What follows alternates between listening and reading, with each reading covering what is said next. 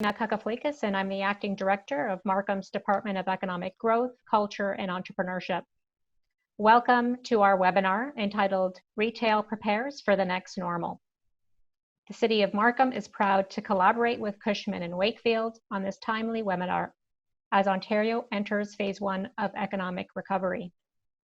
Yesterday, Premier Ford announced Ontario's first stage of reopening will begin on Tuesday, May 19. Among the list of businesses that will reopen in Phase 1 include retail services, those that are not in shopping malls and those with separate street front entrances.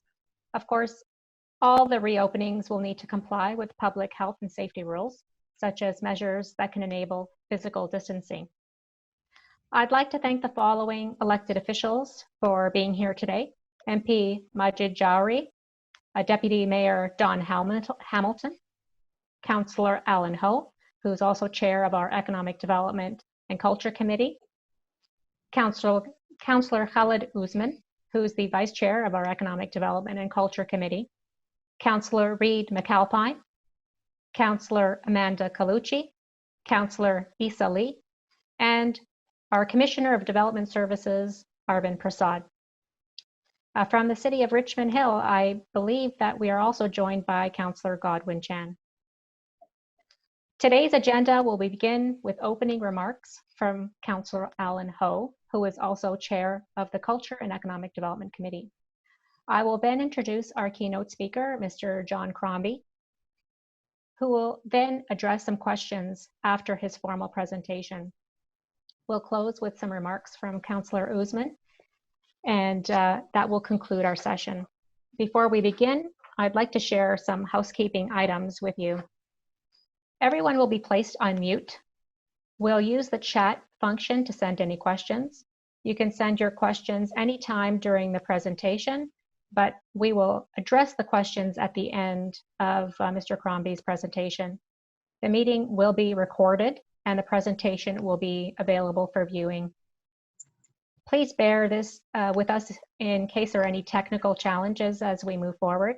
The internet bandwidth will determine the quality of your video and audio that you're receiving. And you may wish to disable your video camera so as to preserve bandwidth. I also want to acknowledge Sandra Tam, who is my co-pilot on this webinar, who does an amazing job. She's Senior Business Development Officer in our department.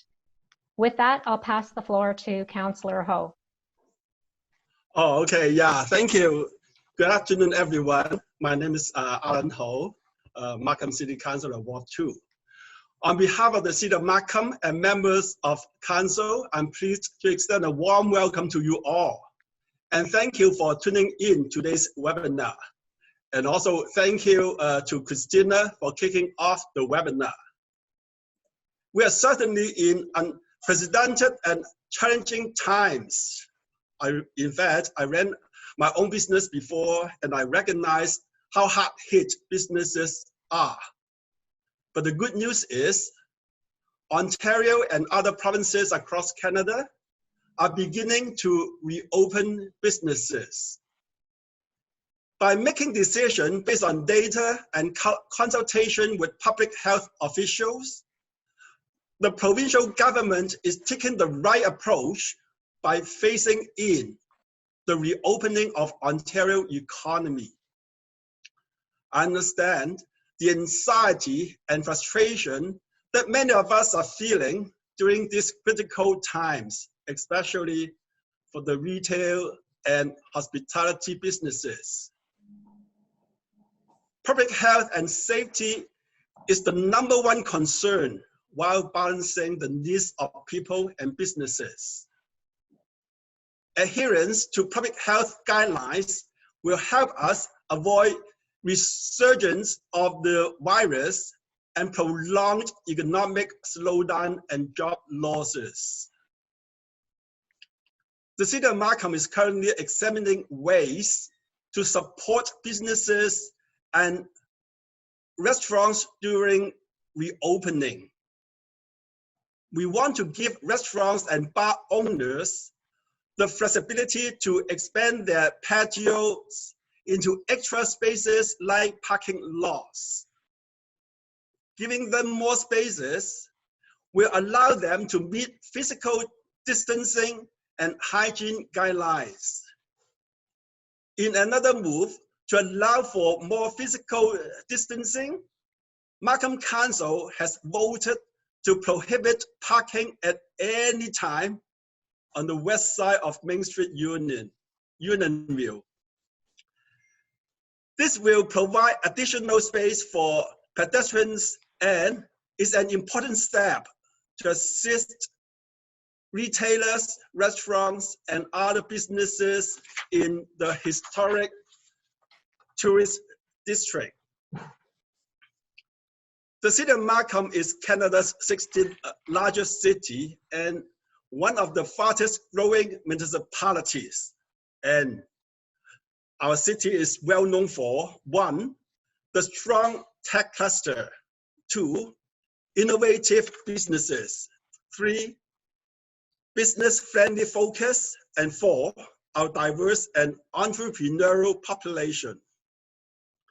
As the chair of the city's Economic Development and Culture Committee, I'm proud of the work that Christina and her team have been doing during these challenging times.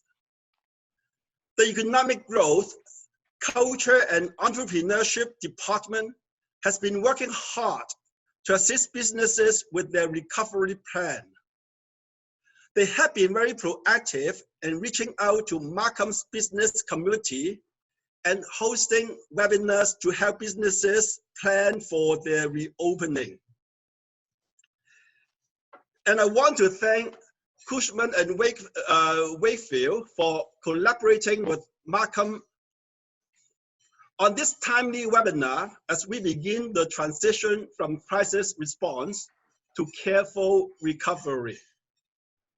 This webinar is the second of a series of virtual gatherings hosted by the City of Markham in partnership with the private sector aimed at economic recovery. The series is meant to A, support our business and investor community, B, build economic resilience, and C, chart a new path to sustainable growth. Today's webinar focuses on assisting retailers in their reopening planning. We will hear from John Crombie, Executive Managing Director, Retail Services Canada, Cushman and Wakefield. John will draw from his global best thinking and experience and share his insights on the retail landscapes and lead a discussion that is critical to retailers. I hope the topics you will be discussing this afternoon will help your business plan for a safe and successful reopening. With that, again, welcome, all the best. Thank you so much. Thank you. Thank you, now Councillor. I pass back the floor to Christina. Thank you, Christina. Thank you, Councillor Ho. We are delighted, as Councillor Ho has indicated, to have with us today Mr. John Crombie, Managing Director, Retail Services Canada with Cushman and Wakefield. John's depth of knowledge in the Canadian retail sector is matched by few. John is based in Toronto and is dedicated to implementing a multifaceted strategy. John is a true expert in his field. And with that, I'll turn it over to John. Thank you. Christina, thank you. And Sandra as well, and Alan for your opening remarks. I do appreciate it. I do live in Unionville, so I'm very close to heart on this. I'd like to thank the City of Markham and allowing Cushman and Wakefield myself to give the presentation. So what we're going to talk about today is the retail prepares for the next normal and what COVID-19 impact has had on the retail market. And I want to cover 5 areas, assuming I can move ahead here, 5 areas. Bear with me. 5 areas I want to talk about. First, the way we were. Many of you may not understand where we came from in 2019 and some of the just basic statistics on the Canadian retail landscape. So I want to set the stage on that. Then, of course, I want to talk about when COVID hit and what the immediate impact was on the economic point of view, as well as it hit retail immediately. Third, then I'm going to look at how the retail industry is adapting and the things that we're seeing already in this last 8-9 weeks. Fourth, what can we expect going forward, and kind of the predictions and trends, certainly as it relates to consumer behavior changes, and some of that has been accelerated by the crisis. And then 5, how do you prepare for the next normal? Some great thought leadership and papers that Cushman Wakefield has put together from both a retailer and a landlord's perspective to help you navigate a lot of this situation going forward. So let's begin. The way we were, as Barbara Streisand used to say. So in 2019, the Canadian retail sales were $624 billion. And that was up about 3% over the previous year. So it was a decent year in terms of retail sales for the Canadian market. To put it in perspective, Walmart globally does about $514 billion. We are bigger than Walmart globally, but it gives you a sense of our size or our lack of size as it relates to the largest retailer. In e-commerce, last year was about 10% of retail sales. Our trends are done through the e-commerce platform, which will be changing. We'll get into that. And investment sales last year for 2019 for retail were relatively strong at just over $6 billion. A couple of things to know about retail in terms of the space. 628 million square feet is shopping centers. 238 million square feet is power centers, which has really been the growth of the retail market over the last 20 years, has been in the power centers or open air centers. And then there's about 100 million square feet of street front retail, most of it in the Toronto market. And that's about 966 million square feet, almost 1 billion square feet of retail space throughout Canada.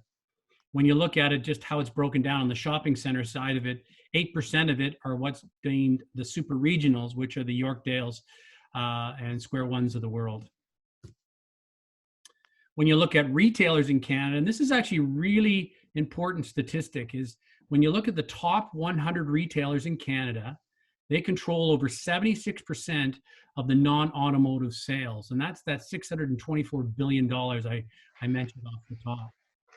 50% of our retailers are foreign owned, many of them US owned. So we're very much affected by what goes on in the United States.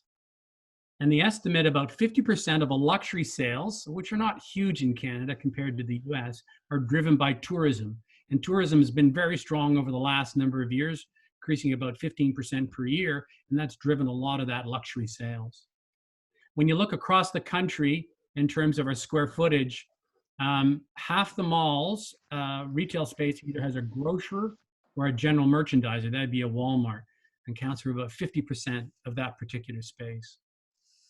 And we've had a lot of strengths in the markets prior to COVID. We had population growth, whether it was urban or suburban. More people means more product and more spending power. And that's been a good thing in terms of our retail sector. We also have a lot of retailers that come to Canada. On average, about 35 retailers a year come to Canada and open up shop. And vast majority of them are actually very successful in terms of entering into the Canadian market.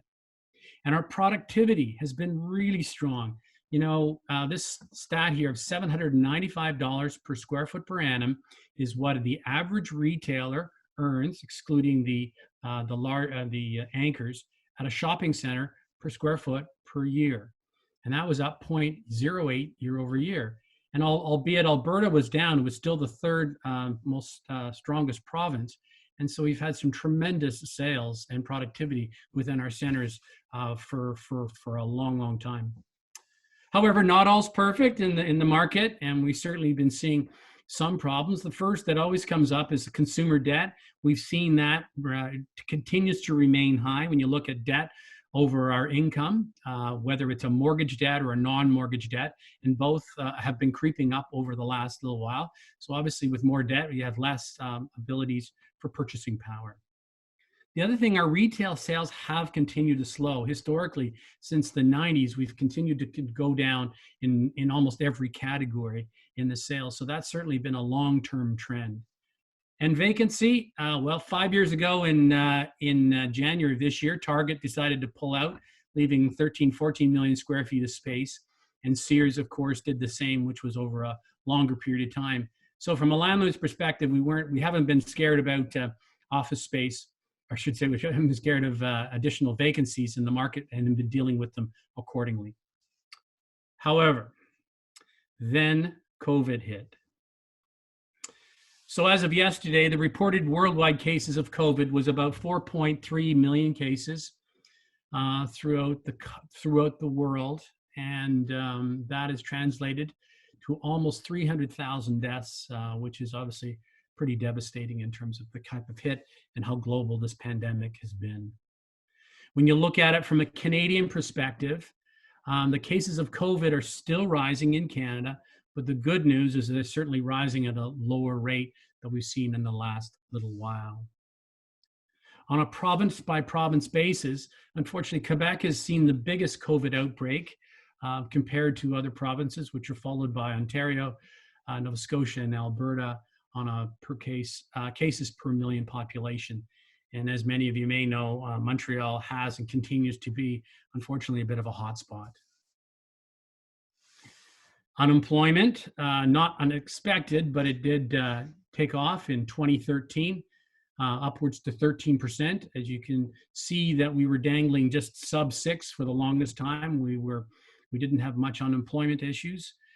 Then of course March, and then April, and we'll see what May has to unfold over the next while. Part of it is not what we're seeing now, because it's certainly not unexpected, but what's the long-term effects on unemployment and what it'll have, especially relates to the retail side of things.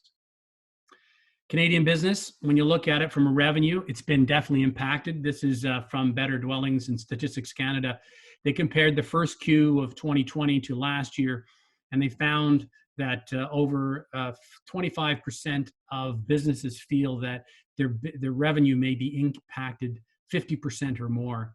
And of course, this is just for up to the month of March. So I suspect that April could be worse. And looking from a U.S. retail and food services sales, we haven't been able to get the same statistics from Canada yet, but you can see the absolute fall off in the percentage change in retail sales, dropping an unprecedented 8.7% for the month of March. And I suspect that we'll see very similar in April, if perhaps even worse. And that is a record. And the sector risk as it relates to COVID-19, this is done by a company out of the US called Green Street Advisors. And they looked at all the real estate property types and compared it to the economic sensitivity to COVID sensitivity and who would have the biggest impact. And unfortunately, they see that lodging, gaming, senior housing, nursing homes, student housing, and of course, retail are probably going to be the most affected from COVID-19 and the risk associated with it, as compared to office or industrial. And from our conversations with many people in the industry, feel very similar. And the dramatic increase in e-commerce sales over the last couple of months. In fact, this report from bigcommerce.com is saying a 52% increase in consumer sales online. And not surprisingly, the number one was medical essentials, household goods, which includes cleaning supplies, and baby products. I guess when you go through a lot of diapers, you got to do something about it, and you need to order it, and you don't feel like going into a physical store, so you might as well do it online. And fourth is toys and games. So we need to entertain ourselves, or at least our children. And so that's obviously been a pretty good category in terms of increases in e-commerce. Obviously, ones that haven't been doing well, travel, accessory, jewelry, and luxury as well. And that's that's to be expected. Grocery e-commerce soared by 250%. A lot of grocers have seen 15 to 20% increases on their retail sales. A lot of it driven through e-commerce platform, and we'll get to how that affected stuff later on, but you can see it's just been an absolute spike. within that sector over the last little while, as it's become obviously an essential services that we all require.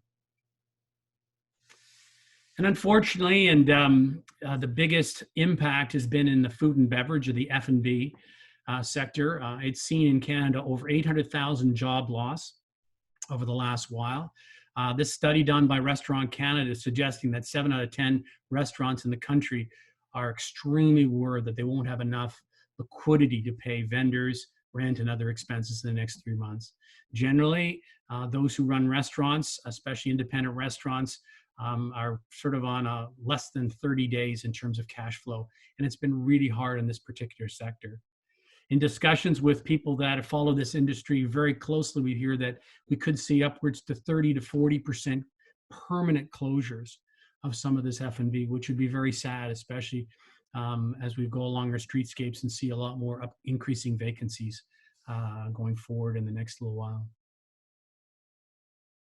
And social distancing has created declines in pedestrian counts, obviously, as we're doing the ultimate nesting, that we are not going out and about.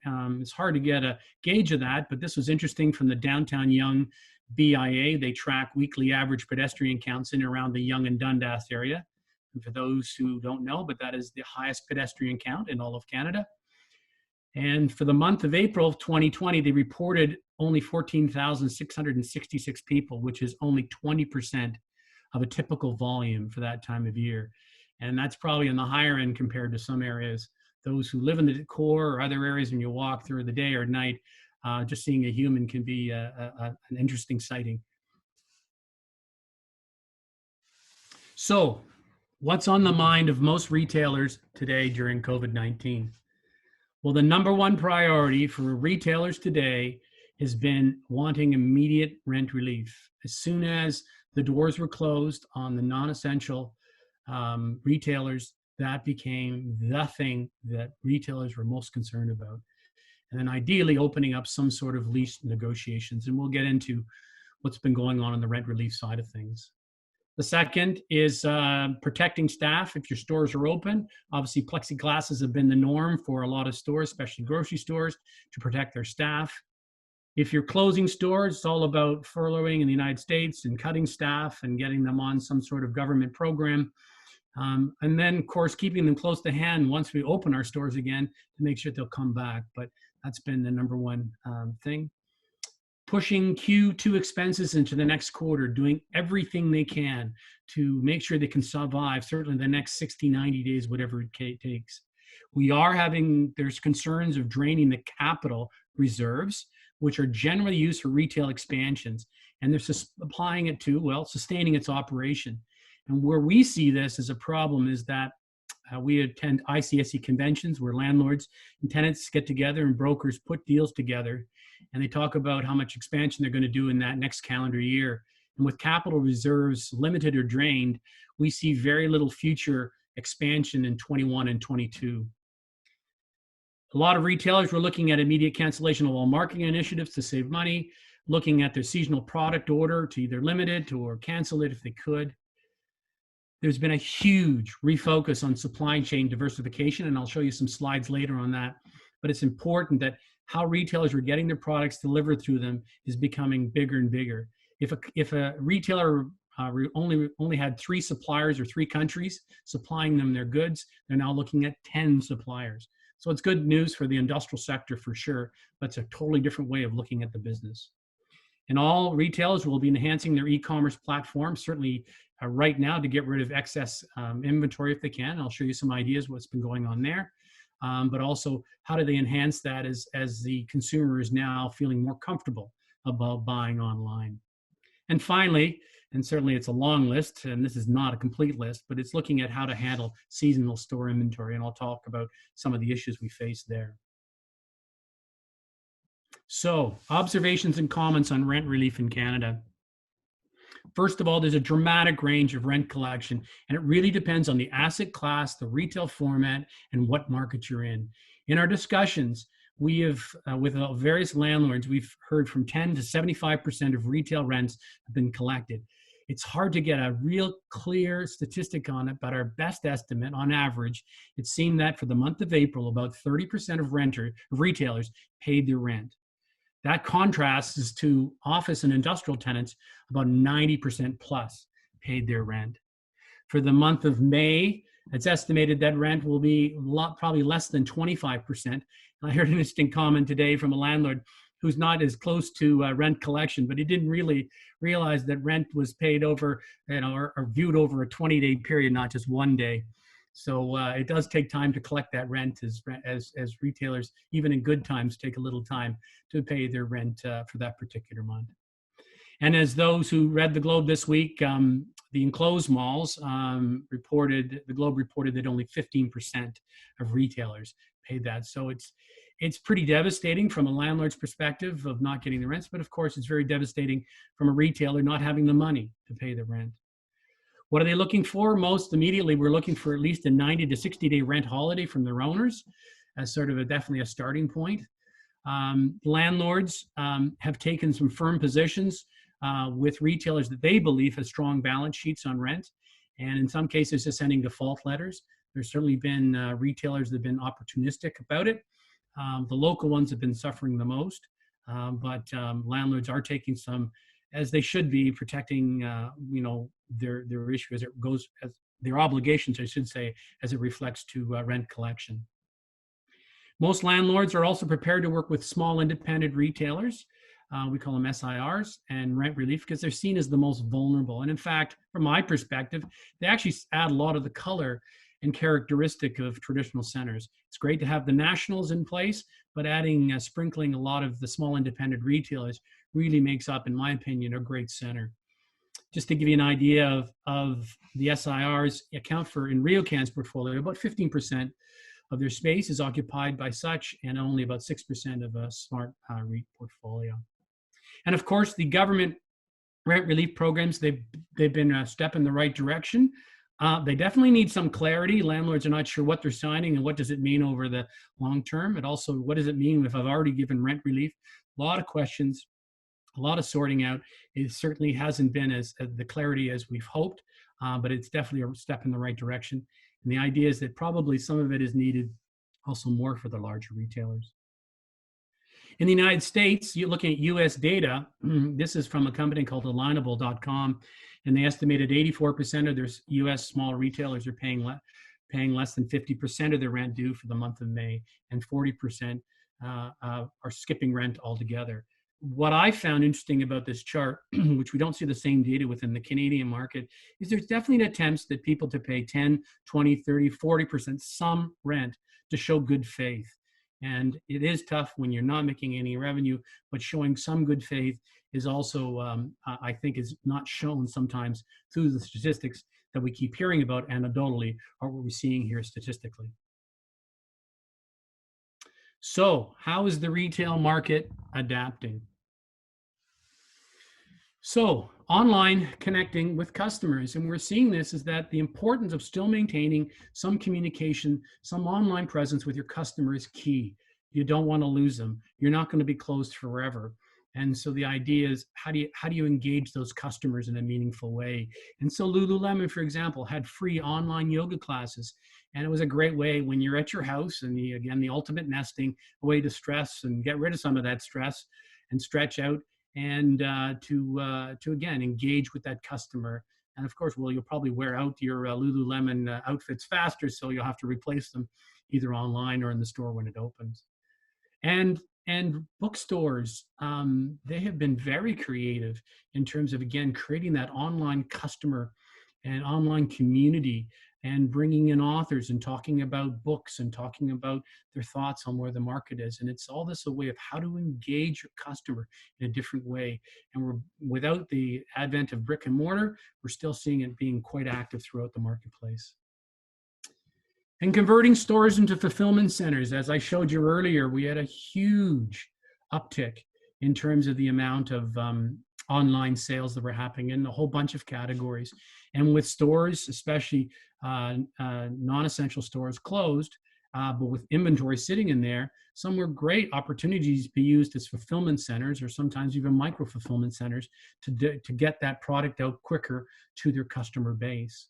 So Bed Bath & Beyond converted 25% of their stores to fulfillment centers.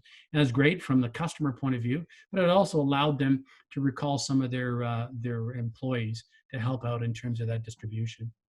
Amazon has also turned some of their whole food markets into dark stores. What that means is it just means the customer is not going into that store, but they're using it. And we saw that dramatic increase in terms of grocery apps and online and pickup. And this is a good opportunity for just staff to work in these stores to get the orders out as quick as they could and to service that. And it's a phenomenal idea to create these fulfillment centers. Retailers implementing curbside pickup. This is not necessarily a new phenomena. And again, a crisis is just accelerating this particular trend. But when you can't go physically into a store, how do you do it? Well, you create the curbside pickup. And so it's allowing customers to do their online and to come by the store, pick it up, have it thrown in the trunk. And I love this example from Lowe's. This is actually information taken from a company called Placer AI. And they actually track pedestrian counts for a number of retailers throughout the whole of the United States. And if you look at here, foot traffic as of a couple of days ago at Lowe's Home Improvement was up 36% over last year. And last year was a good year. So they're actually seeing more foot traffic within their centers because of the curbside pickup. I also think the phenomena too is when you're sitting at home all day and you see that wall that needs painting, or you have that door that's a little squeaky and the honeydew list's probably growing more than you want, that's probably one of the first stores you get to. But you can see even from April 14th on is that they've been seeing positive traction. And it's been, at least for some retailers, maybe not as successful as this, but something that has really helped to continue on their business and keep their customers with the product that they need at the right time. I do point out Sonic Drive, which is a fast food outlet, is their foot traffic's up 67% over last year. And we're also seeing on the statistics that when people are going out to eat, which has certainly been limited, they tend to be going to the non-healthy choices to more of the fast food, less healthy choices. And Sonic is certainly seeing the benefit of that, as well as Popeyes up 36%. So funny what consumers do in panic and pandemic times. And Dutch Restaurant is employing the greenhouse for social distancing, and this is to adapting into a restaurant. And they've revolutionized. Apparently, the Dutch, I guess, created greenhouses, and so what they've done in this particular restaurant is they set up these small little greenhouses where you and your significant other can go and have a dining experience, hopefully in a nicer environment than you are at your home, or at least a different environment from your home. But you're kept safe. It looks like the restaurant staff, they wear their gloves, their face shields. They use these long boards to serve you food and bring drink and take the carts away. This is again showing the resilience and the innovation that retailers and restaurateurs, in specific in this case, are showing in this marketplace. It's going to be a changed environment. How are they doing it? And here's a great idea. You know, it's all about, I think where retail is going to be going is all about community and local. And I love this idea with Belleville, Ontario. The BIA launched an e-commerce platform to support their local businesses. And so they know that the importance of street front and smaller communities in downtown, and why they become the vibrant areas of most of the communities. And so they set up this separate site. And their success has been $22,000 to date, which is not a lot, but at least it's some money that'll help pay off rent and utilities and other bills that are making it tougher for retailers in this particular shutdown. And so, again, I think it's nice to see that the community is banding together in these particular tough times and making changes to support one another. And malls are also looking at creating their own communities, as they do in the shopping center industry. This is an example with a company, they're a huge company called Westfield. This is in Australia, and they launched a drive-through contactless click and collect. And so it was gone beyond generally the food and beverage offerings, and think of it just as a traditional shopping center with footwear and apparel and all that stuff. And you can go on to their specific app online, order those shoes, that apparel goods and all that stuff, drive into the parking lot and have them drop it off into the back of your car in a safe environment. And again, it's landlords are looking at the same thing of how do they keep customers happy, interested in their particular malls, and doing it in a safe and a very logical way to bring more customers into the center. So what can we expect going forward?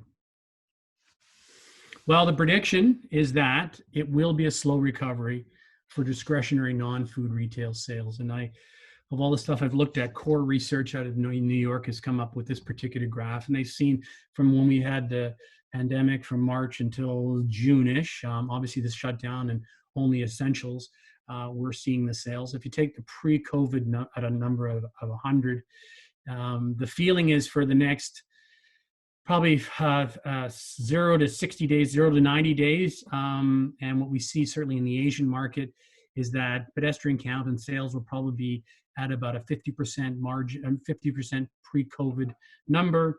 And that'll start creeping up slowly over time. For 60, 70, 80%, hopefully by year end or in the first Q of 21 in terms of the type of sales volumes that are coming back. Also, CoreSite suggested that their estimation that Christmas sales may be down upwards to 30% as we feel a little penny pinched by the economy and obviously in the recessionary times that we're in. And what does this mean to rent? Well, in the United States, and this is a statistic just brought out a couple of days ago by Moody's Analytics, they're saying effective rents in the US retail sector are forecast to fall by 11% by the end of this year. And it's not surprising because of the uptick that we'll see definitely in the vacancy side, but also with the decline in retail sales, just through the less people out in the shopping centers and the shopping retail outlets. And predictions. Changing consumer behavior may impact retail. And again, a lot of the crisis is accelerating some of these trends. And this is taken from a company called Jefferies Global Research. And they actually did a number of surveying all around the world in many countries. And so they collected all the thought, and I brought a couple of the predictions that we're seeing and how it affects what areas of retail. And so the first is the house is a castle. And if consequently, we're spending more time at home. We're ramping up our home improvements, as we saw in Lowe's. And we're also going to be probably upgrading our media. We're probably going to be entertaining more at home instead of in restaurants as much as we've done in the past. So we're looking at upgrading and remodel kitchens and bathrooms as we're spending more time in there. So obviously that's going to be good news for home improvement. We're also cooking more. We expect to see upticks in the homewares area and home technology. Some of that will be actually see some upticks in sales. We'll take our 80-inch and we'll need a 100-inch television set. So expect to see more of that. Obviously, that's not good for travel and leisure or recreational products in that particular sector. Prediction, healthy living becomes like wearing a seatbelt. And of course, whoever thought of washing their hands 24 times a day? But it's now never in our lifetime is the importance of personal health and hygiene being thrown into sharper relief. And we'll talk about this later as it relates to, what retailers and landlords need to do to make an environment safe to come back. But this obviously is good news for personal care and household care, fitness companies, and health foods. We'll probably see an uptick in their particular business. Obviously, tobacco sales may go down. Fast food and C-stores may see some impact as that well. An interesting one is the urban exodus. They're suggesting that with social distancing, questioning why we're living in the big cities in small little apartments. It feels like the whole idea of working from home is really showing that it can work. And there's maybe a certain percentage that doesn't need to be in the office either at all or most of the time. And so that's getting us a better idea of maybe we don't need to be in the in the downtown, we could be in the suburban market, or frankly, we could be up in cottage country or other areas with technology. It doesn't matter where we are. So this could encourage house building, building products, home improvement again, and internet for those various areas. I know I'm spending a fortune of internet up here in my cottage. And obviously urban retail will be declining. And slow living kills fast fashion. And this is not a new thing. I mean, fast fashion certainly had been seeing it decline. It had a huge 600% growth over the last decade. But I think as the trends are now becoming less short-term, less experiential, and comfort is taking more precedence. Those tie-dye PJs are looking better and better every day. So in the area of staycations and quiet nights in, conspicuous consumption is becoming almost an oxymoron. So expect us to be all wearing sport leisure wear and doing more online resale sales. Unfortunately, this will have an impact on general retail and luxury brands. So very interesting how the consumer behavior could have and will have an impact on retail going forward.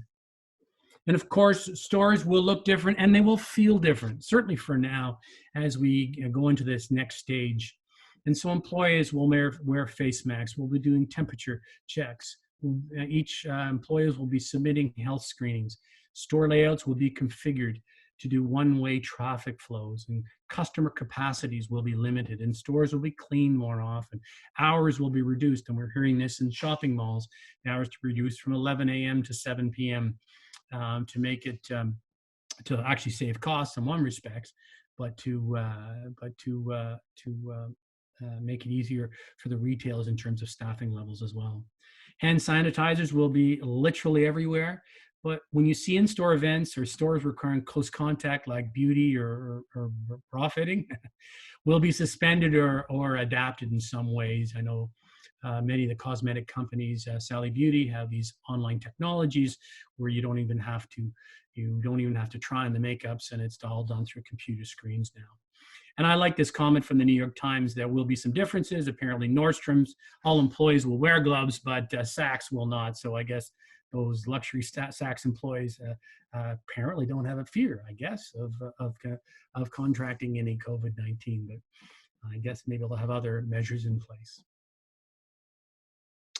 Prediction: experiential retail will take a backseat for now. And let me tell you, it's not going away. It's not going away. It's not going away. In fact, this has been the real growth of retail as we've gone to more of an online world. And a lot of the malls have gone and brought in some phenomenal experiential type environments to indoor amusement parks. But right now in the current environment, we'll be all more about retail basics, the things that are important to us. And with the idea of putting your kids into a bounce or a trampoline park with other kids won't feel that good, or going into a escape room with your friends in the dark just doesn't seem to feel right now. So expect it just to take a backseat and be less emphasis on it. And a lot of it, and this has been a trend we've seen for a long time, is the whole value pricing. Value pricing will take certainly a front seat in terms of that, as we all feel a pinch of our wallets over the next while. And e-commerce growth, has, and it will rapidly accelerate. And this is certainly an effect of what we've seen from COVID-19. And this is a stat we have from our US group. And you can see kind of what they're predicting in terms of the absolute huge spike upwards for 2020, and then stabilizing a bit. In Canada, as I mentioned, internet sales have accounted for about 10% of retail sales. And we expect that to probably jump by 1.5 to 2 points this year, and continue that trend to what the trend was, with just that bump over the next little while. So, but it's just a matter of, it was accelerated by what happened through COVID. And increased vacancies with major store and restaurant closings. We're definitely going to see an increase in that. And again, this is a stat from the United States, which you can get a lot more of this information from. But 2019, unfortunately, was the worst year ever for store closures. In fact, they saw 12,000 store closures, major stores and restaurant store closures. And COVID has not helped this one bit. And depending on the predictions and all that stuff, it probably could double. In Canada, there was a lot of discussion and predictions in January that we'd see probably 1,000 closures. That is probably going to be 2,000 closures within the Canadian market, which means more opportunities for retailers when the market comes back and they have more money to do from some expansions.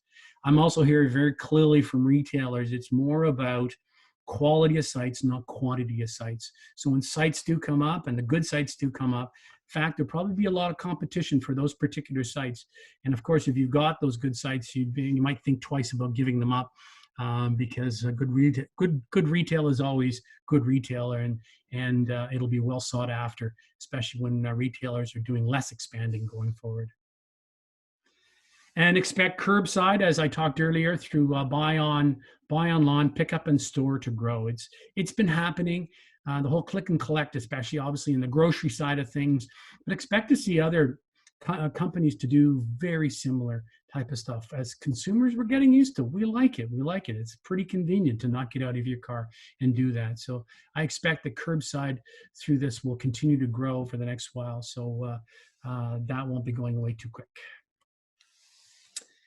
And interesting, I've been reading and hearing a lot that with the increased use and familiarity with mobile apps during COVID-19, we actually might see decrease in visits to grocery-anchored shopping centers.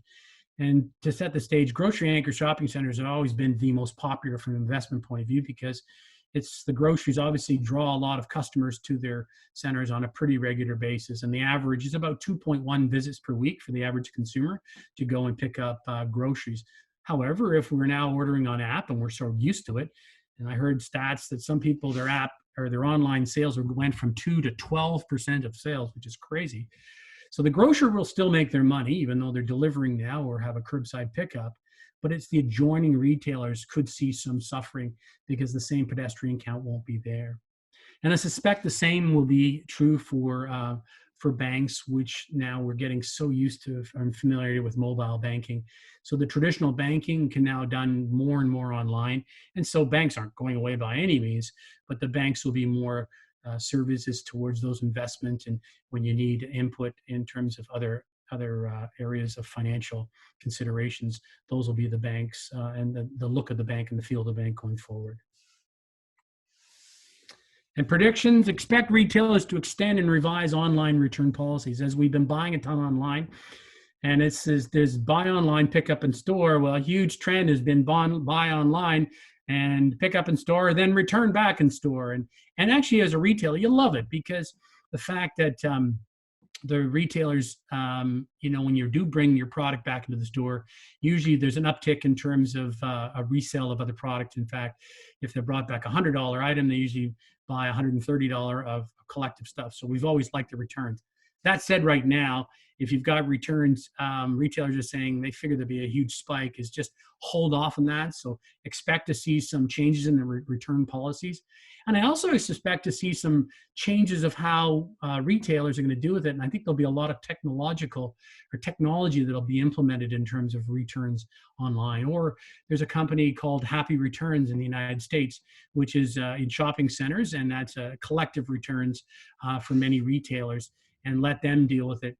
And of course, once someone's worn the product and they bring it back, it could have, or the perception that it has COVID-19 germs on that. How do you deal with that? And so there's a lot of things that'll be going on in terms of the return policies.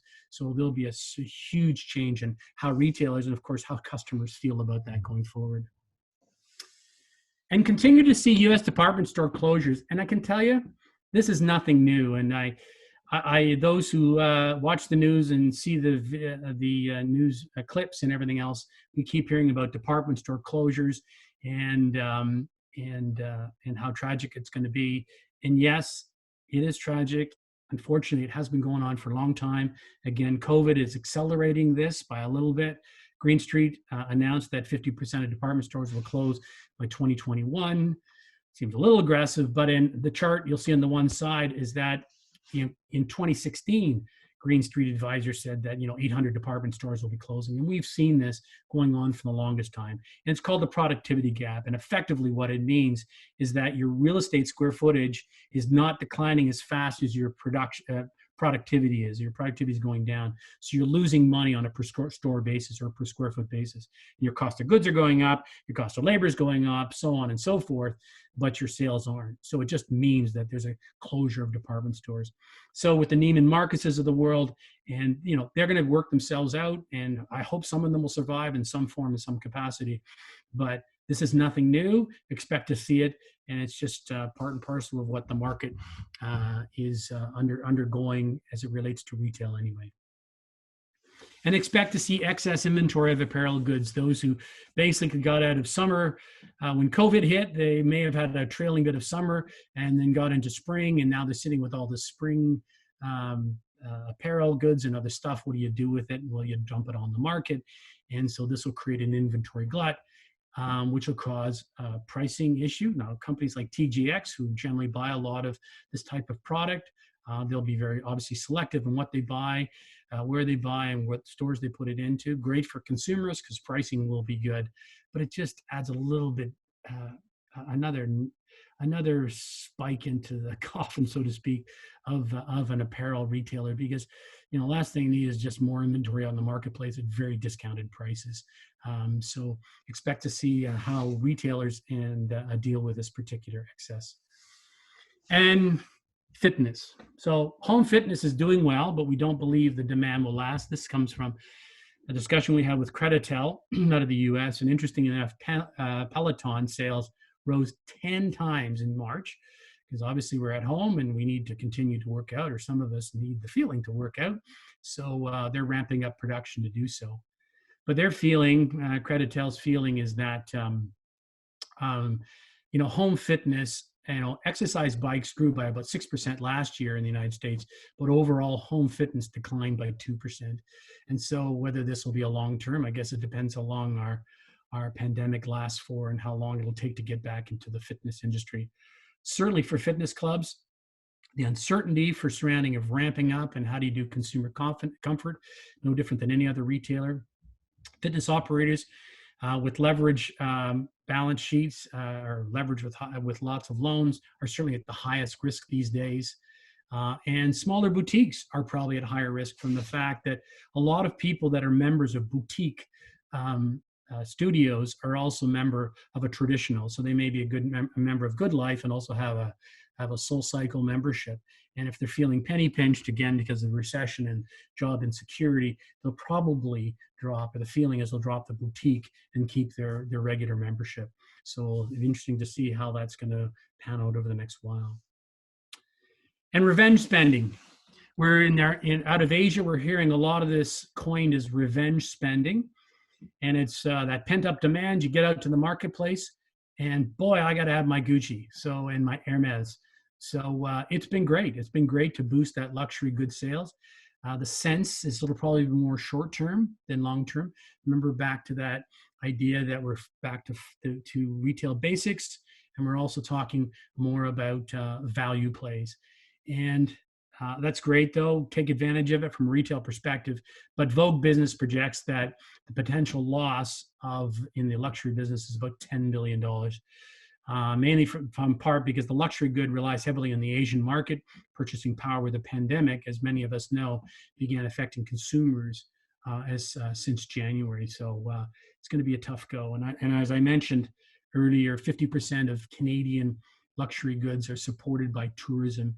And I suspect that tourism won't be anywhere near the type of volumes we've seen historically, which was going up 15% per year. So we'll definitely see some downtick in terms of sales in that particular sector. And supply chains, they'll go from just in time to just in case. And as I mentioned, the industry is facing several challenges in shifting customer demands, restrictions and material shortages and outbreaks that you've got to adapt your supply chain. So this whole idea of just in time becomes just in case. And so you better make sure as a retailer that you can get your product cross border into other countries.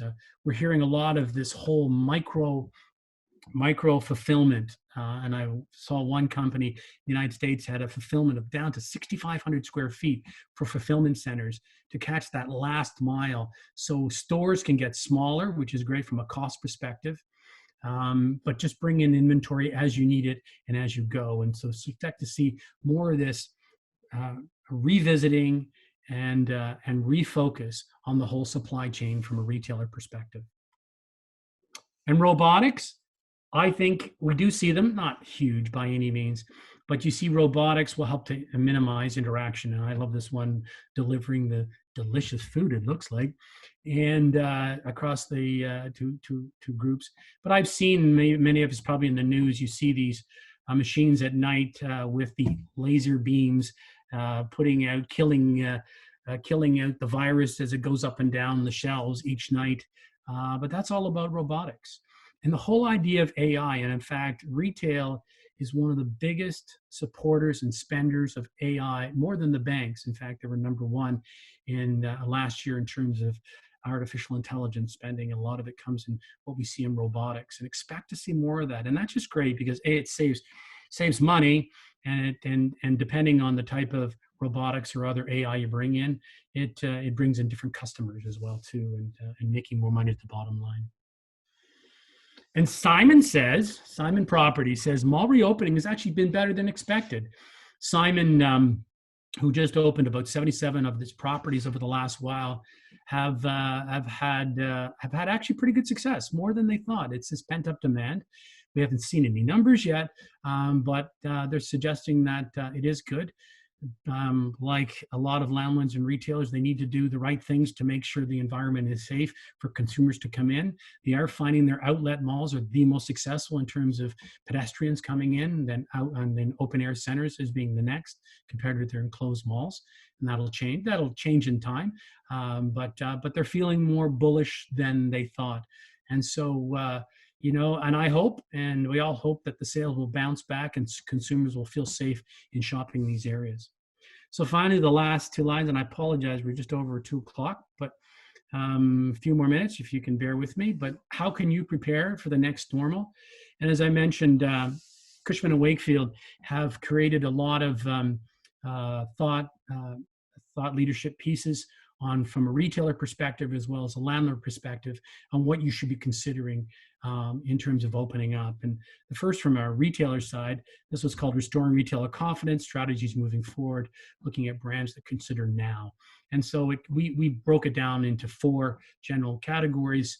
First of all is addressing the store environment. We've talked about it a bit in some of the trends that we're seeing, but it's all about the ventilation, the temperature controls. How do you create that area to feel safe? Second is integrating and implementing technology. And this comes down to touchless environment where the doors open automatically. You pay without touching anything. Any apps, any coupons you have is through apps now. It's not through paper. And so again, how do you deal with your returns when you're leaving the stores, that you don't take your parcels with you? They're delivered by the staff on the way out. Third, utilizing data and analytics. This customer relationship management programs and industry data will be critical going forward as we understand, how are consumers prepared in terms of returning the store. Remember, we talked about returns. How do we deal with that? And so again, we need to have better analytics of where people are shopping, why they're shopping, and how can we make it a better environment for them. And then, of course, in all this stuff, you can't forget as a brand and a retailer that you're communicating with transparency and authenticity. And consumers associate with brands in these particular areas. We mentioned communities. They'll be remembered long after the community of the crisis, and how well we were in our transparency, or how authentic we were. And these things are going to be really important.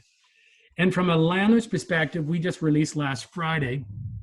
It's called Recover Readiness, and we call it the Safe 8. And it's a complete program put in place, mainly from a landlord's perspective, is how do you restore retail confidence?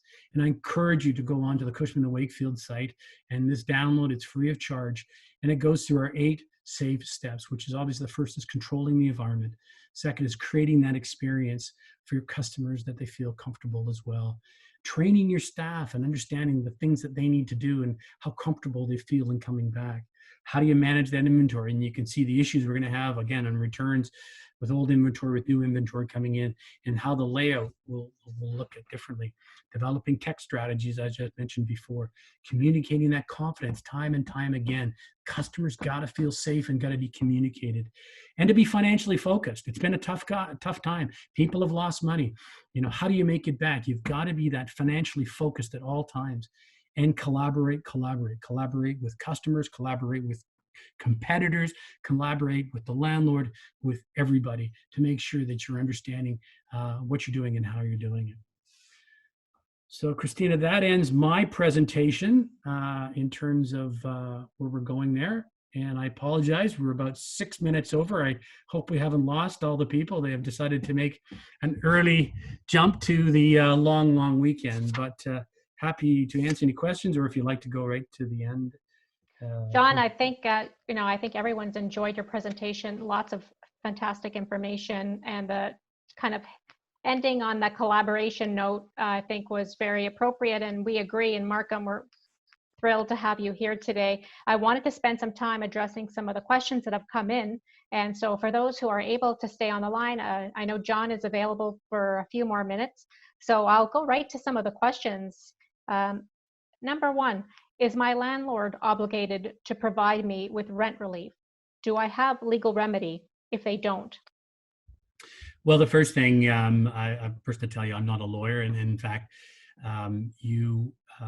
the obvious is they probably have an obligation to pay rent if you obviously would have a lease. So you'd want to review the lease. I have actually seen some situations in leases where retailers, there's one in particular, a situation on a cinema that said that if I couldn't play movies, I didn't have to pay rent. And so that's the obvious to look at if you have any particular clauses that allow you not to pay rent. But let me tell you, that's the exception, not the norm on that. But I would definitely seek legal advice in terms of what you have and the legal remedies that you may be able to employ. Great. This one just came in and it's related. Is there anything being done to stop landlords from raising rents in June?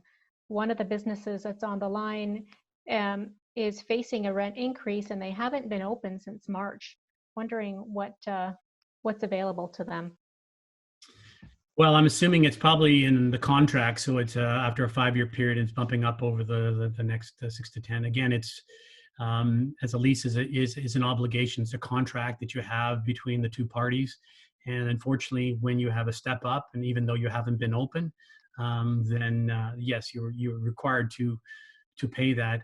What we're finding in a lot of these situations as it goes to rent relief is having that one-to-one communication with your landlord, having an open dialogue with them, sharing as much information as you feel comfortable with.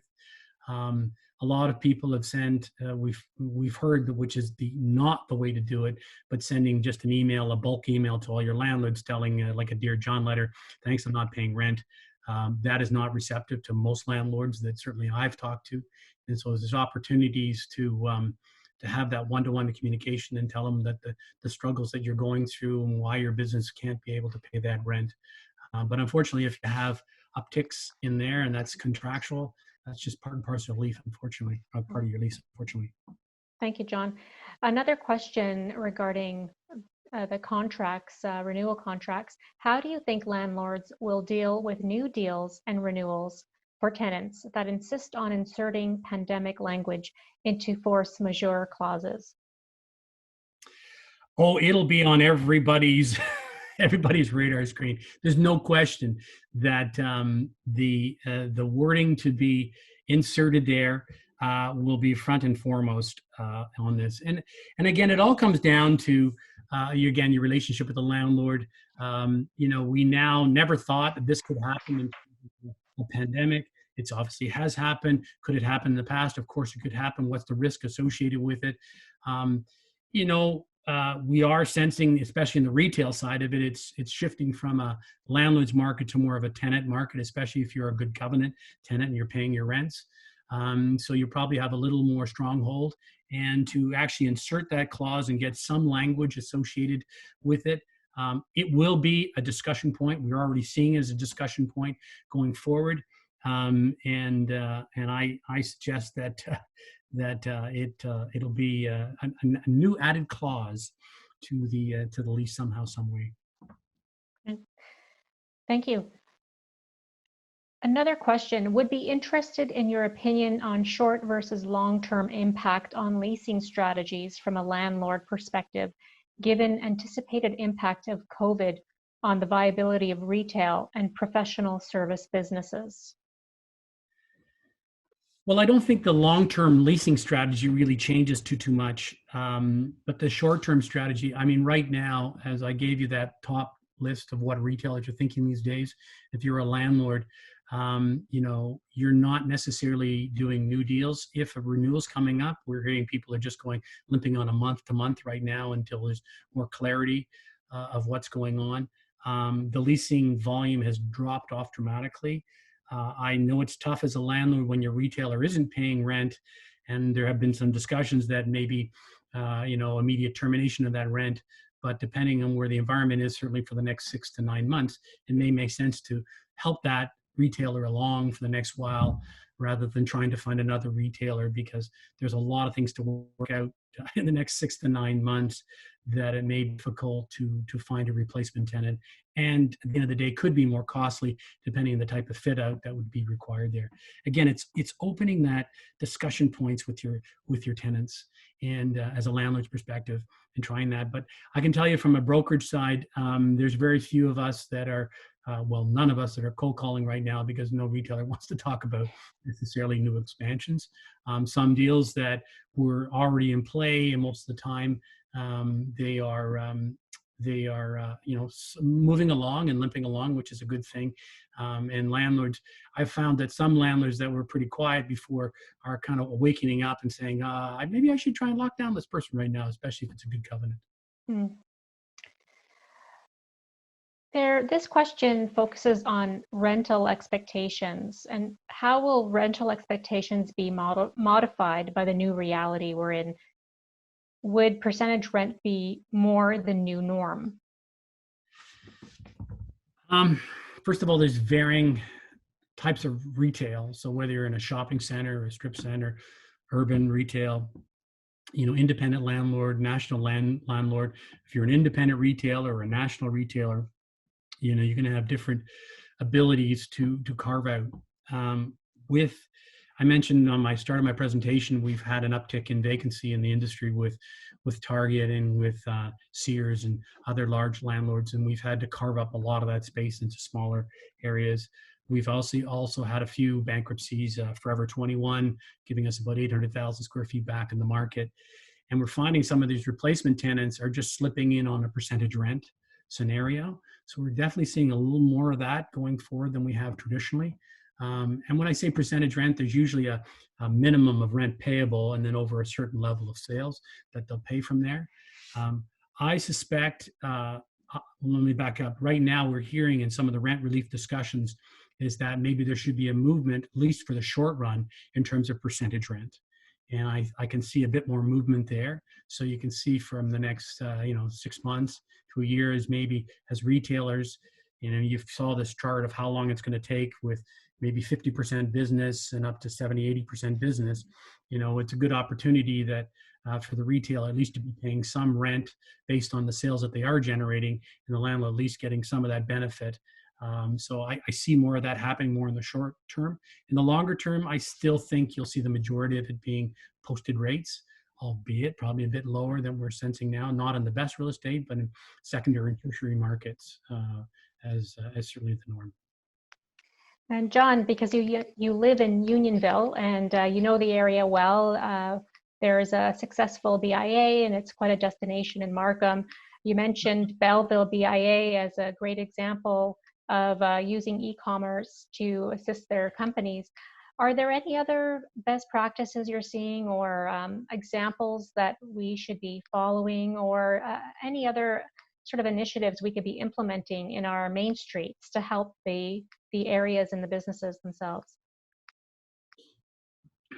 Well, I did like the one in Unionville is certainly immediately to not have parking on the one side, to open up that, and I think a lot of the and that readiness program that we've put in place through Cushman Wakefield, I think it certainly applies to what you should be doing on Main Street Markham and Main Street Unionville and other retail corridors. Is how do you make it safe and comfortable for the environment, for the customers to walk up and down the streets, whether they're shopping or with their dogs, and just creating that community feel. You know, I did hear a stat even today. They're saying that consumers today, 23% of them are want to be pursuing local, and that's a great thing. Although they said the next 23% still want national brands. But I think there is going to be a focus on community more so than ever before.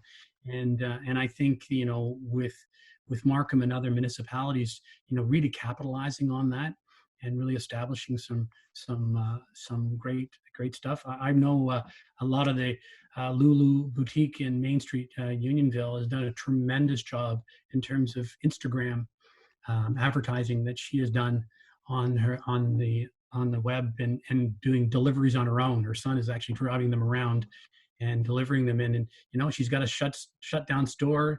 How do you make it work? Well, you just got to make it work. And so advertising on Instagram has just been a great thing. And that's testament to how well the community is supporting it as well, too. They don't necessarily need all that clothes, but they're buying that clothes to support their local retailers. And I think you'll see. Right, and just building on that question with respect to outdoor spaces, as we consider the public realm a part of the experience of a kind of a village BIA, whether it's Markham Village or Unionville or the hundreds of BIAs across the country, how do we make those outdoor spaces safe? Do a lot of the guidelines that you're proposing for retailers apply to the outdoor spaces as well? Yeah, and I won't be I wouldn't be an expert in that particular area. It'd be difficult for me to comment one way or the other in terms of that.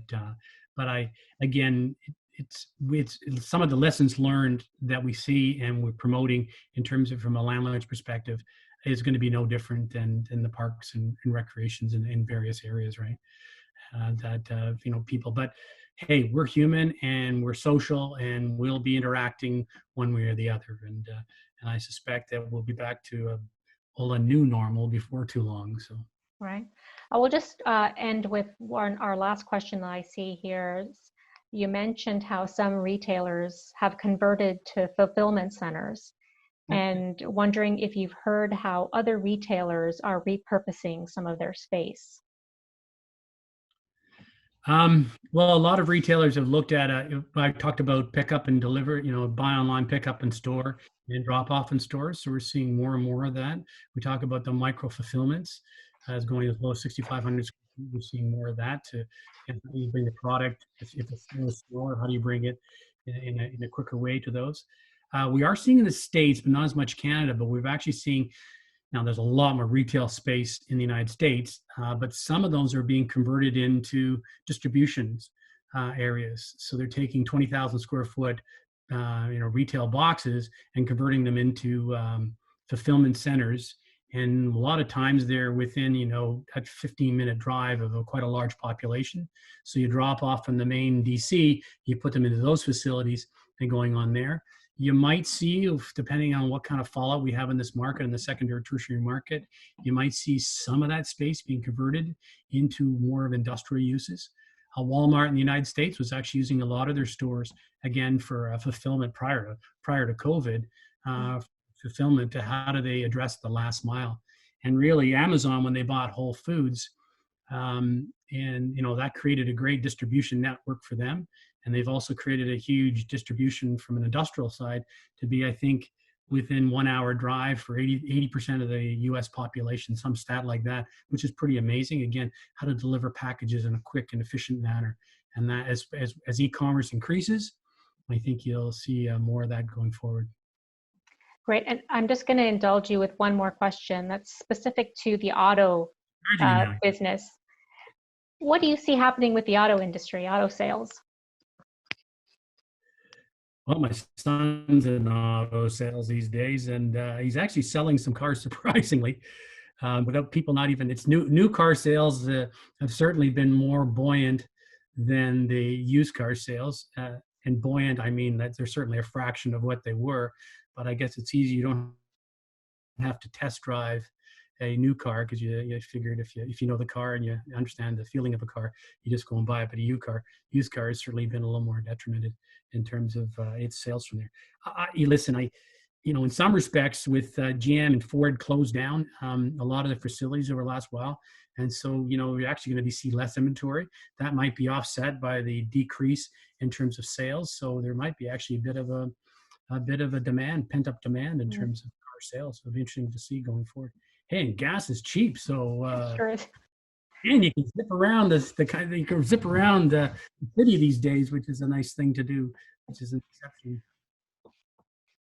Great, John, thanks so much. I know we're a little over time, but I think a lot of us have hung in there because the information, all of the research that you presented today was very rich, robust, and I think gave us a lot of terrific insight as to how we can prepare for this sort of next normal, as we're phrasing it. So thank you. I'm going to turn it over to Councillor Usman, who will just make some brief closing remarks and officially thank the speaker. Councillor Usman? Thank you. Thank you, Christina.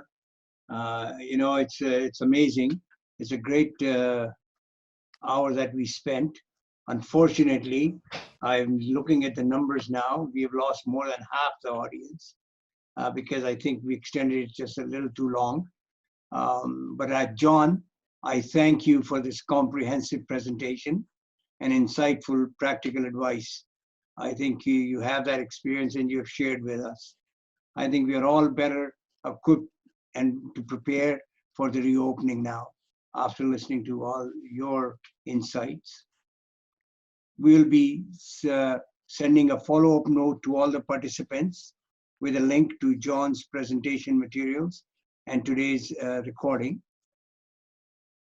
Again, there's a next webinar announcement that I am going to do now is for our next webinar, which is going to be held on Tuesday, May 19th, right after the Victoria Day.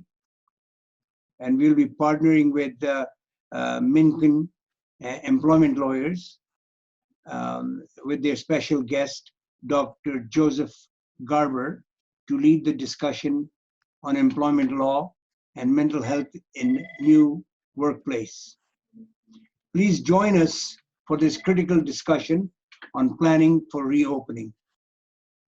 I also want to thank all those people that had joined us and are with us even now, and looking forward to seeing you once again. So thank you for your time, and I think it's important that this participation at least has helped me, and I know it has helped everybody else. So John, thank you once again, and everybody else that is there. Thank you. Thanks very much. Back to you, Christina. Thank you, and thank you all again. Appreciate your participation. Take care and stay safe, everyone. Thank you.